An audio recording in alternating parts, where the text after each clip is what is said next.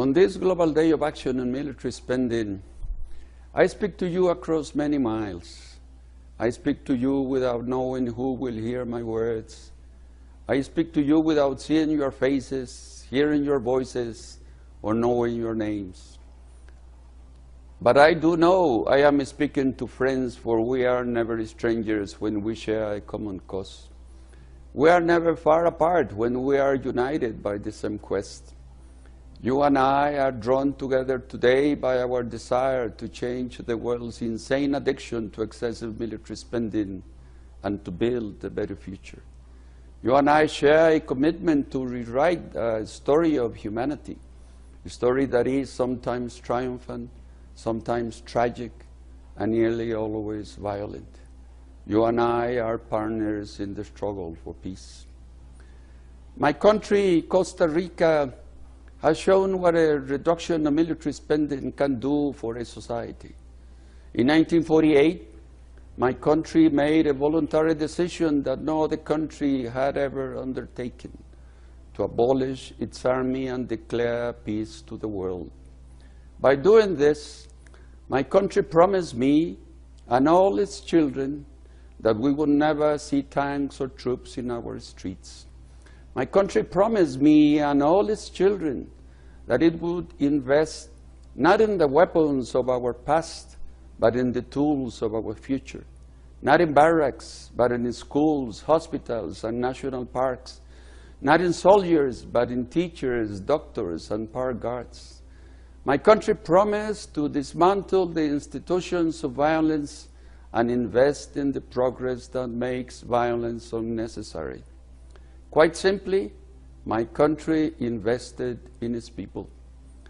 This has resulted not only in a healthy, educated, and free society, it has resulted in concrete gains for national and regional security. It has taught us that security does not lie in weapons or fences or armies. Security lies in human development. I know that the rest of the world is not ready to follow Costa Rica's path, but any reduction in military spending can have a profound effect on the poverty, hunger, disease, and inequality that cause unrest and violence. If we continue to focus on weapons and soldiers at the expense of basic human needs, no real security will ever be possible. Yet this truth has been lost on many world leaders who continue to squander their extensive resources on their armies. Global military expenditure reached $1.73 trillion in 2011, representing 2.5% of the world's GDP. This was done in a world where 925 million people go to bed hungry every night.